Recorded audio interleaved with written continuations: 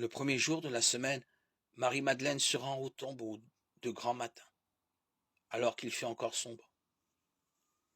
Elle voit que la pierre a été enlevée du tombeau. Elle court donc trouver Simon-Pierre et l'autre disciple, celui que Jésus aimait. Et elle leur dit, « On a enlevé le Seigneur de son tombeau, et nous ne savons pas où on l'a mis. » Pierre partit donc avec l'autre disciple pour se rendre au tombeau.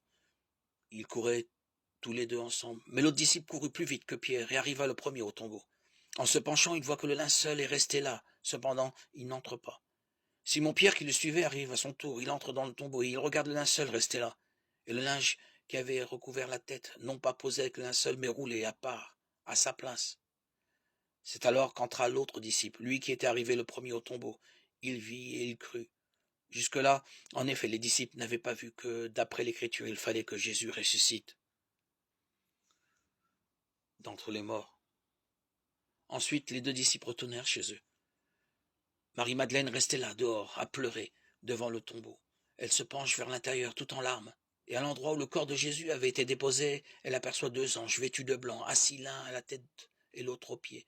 Ils lui demandent, « Femme, pourquoi pleures-tu » Elle leur répond, « On a enlevé le Seigneur, mon maître, et je ne sais pas où on l'a mis. » Tout en disant cela, elle se retourne et aperçoit Jésus qui était là, mais elle ne savait pas que c'était Jésus.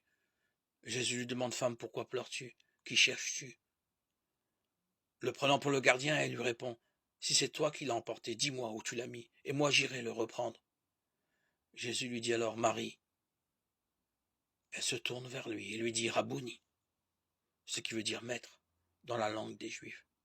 Jésus reprend, « Cesse de me tenir, je ne suis pas encore monté vers le Père. Va plutôt trouver mes frères pour leur dire que je monte vers mon Père et votre Père, vers mon Dieu et votre Dieu. » Marie-Madeleine s'en va donc annoncer aux disciples, « J'ai vu le Seigneur, et voilà ce qu'il m'a dit. » Jean 20, 1, 18.